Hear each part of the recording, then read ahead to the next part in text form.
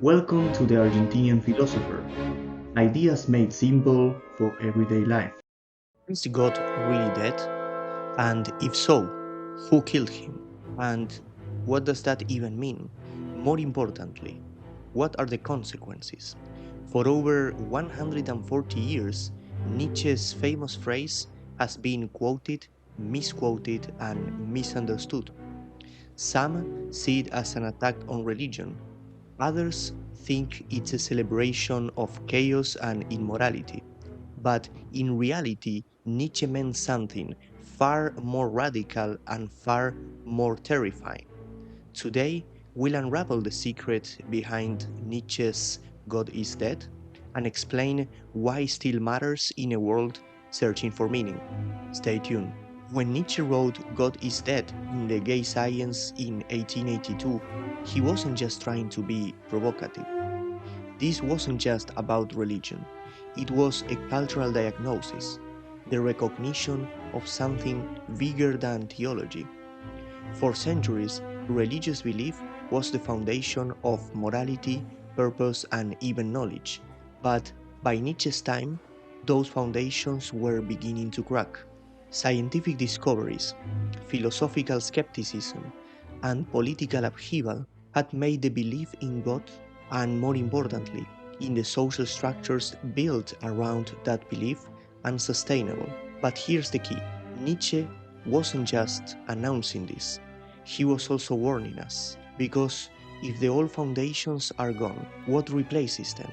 And more importantly, what are the consequences of the death of God? To understand why Nietzsche made this declaration, we need to set the scene. The 19th century was a time of profound transformation, one of those rare moments in history where the ground of human civilization seemed to shift. The Industrial Revolution was reshaping economies and cities at an unprecedented scale, pulling people away from rural traditions into an urban, mechanized world. Science was making discoveries that directly challenged religious explanations of reality. Perhaps the most disruptive of these was Darwin's On the Origin of Species, which introduced the idea that humans were not divinely created but had evolved through natural selection like all other animals. Rationalism, secularism, and materialism were gaining ground, making traditional religious worldviews harder to sustain. For thousands of years, Christianity had provided a moral and existential framework, a system that explained not only where we came from, but also why we existed, what was right and wrong, and what ultimate purpose our life should serve. But by Nietzsche's time, that framework was beginning to crumble under the weight of modernity. Institutions that had once been unquestionable were being scrutinized. Faith was no longer assumed, it was debated, challenged, and for many, abandoned. Think about it. If an entire society has been built on the belief that morality, purpose, and order come from God, what happens when that belief fades? Do we keep following the same moral rules out of sheer habit, even though their foundation is gone? Or do we start from scratch and redefine meaning on our own terms? This is the crisis Nietzsche saw coming, a crisis not just of religion, but of meaning itself. Okay, so let's get one thing straight. When Nietzsche mentioned that God is dead, he wasn't making the statement that God was alive and now he suddenly dropped dead, as it's obvious, nor was he implying just a simple atheist statement of the kind, I don't believe in God. No, his statement was something much deeper. Imagine a world where people still act like they believe, go to church and follow religious traditions, but deep down they no longer believe in the sacred authority behind those actions. That's what Nietzsche saw happening. The belief itself was disappearing, but society was still running on the fumes of an old system. And this is where things get really dark. If God is dead, what's left? Nietzsche feared that without the moral and existential structure provided by religion, humanity would face a terrifying void, what he called nihilism. Nihilism is the belief according to which life has no inherent meaning, no purpose, and no higher truth. And if nothing matters, if there is no divine plan, why not just give in to despair? Why not just do whatever we want? But here's the twist. Nietzsche wasn't a nihilist. He didn't want humanity to surrender to meaninglessness. Instead, he challenged people to create their own values, their own meaning. This is where the concept of Übermensch or Overman comes into play. The Übermensch isn't someone who just follows all values blindly or falls into nihilism, but who actively creates their own values and their own meaning. Here's the point where Nietzsche gets misunderstood over and over again. The first mistake people make is assuming he was just another atheist attacking religion. But Nietzsche wasn't interested in arguing whether God exists or not. He was not like the modern atheists who debate theology. His concern was much deeper.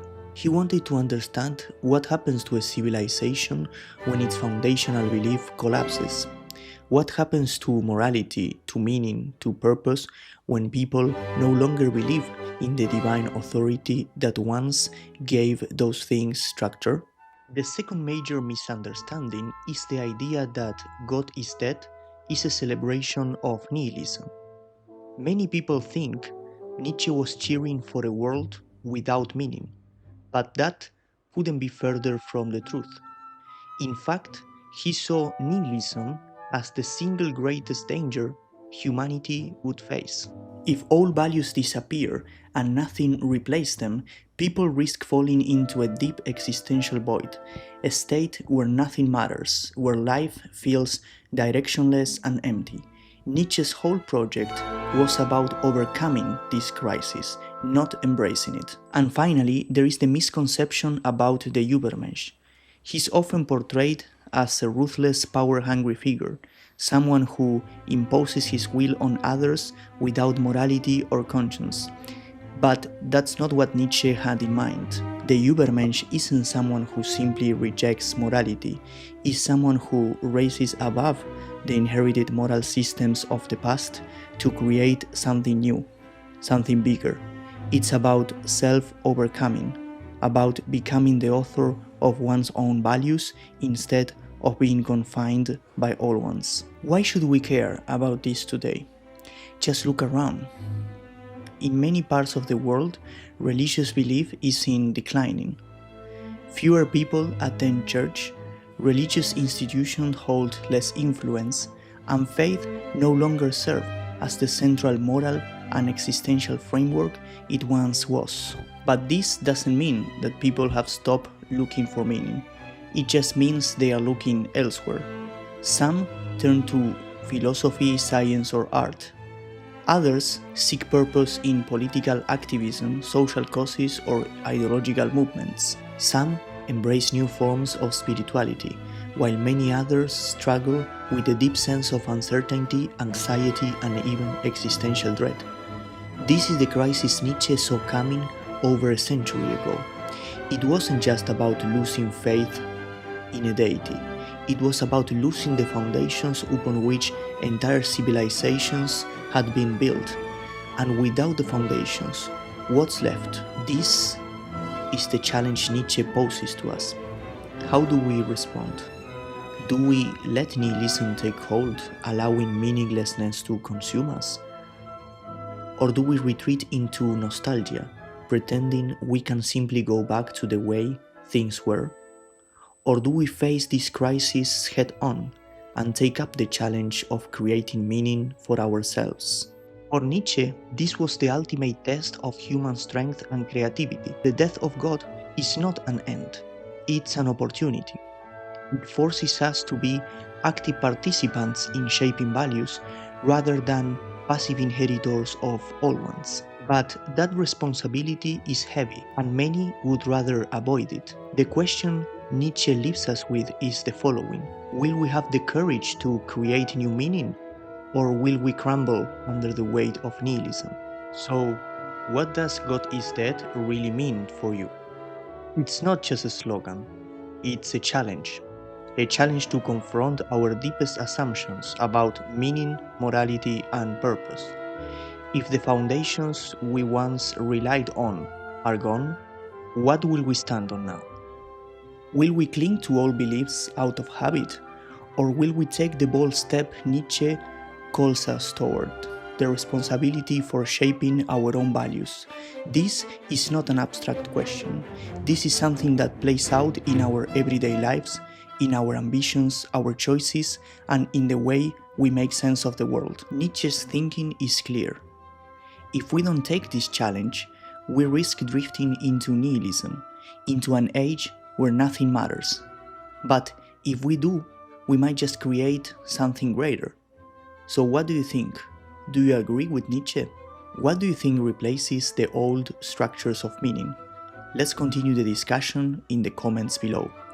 And if you enjoyed this deep dive into philosophy, don't forget to like and subscribe. There is much more to come.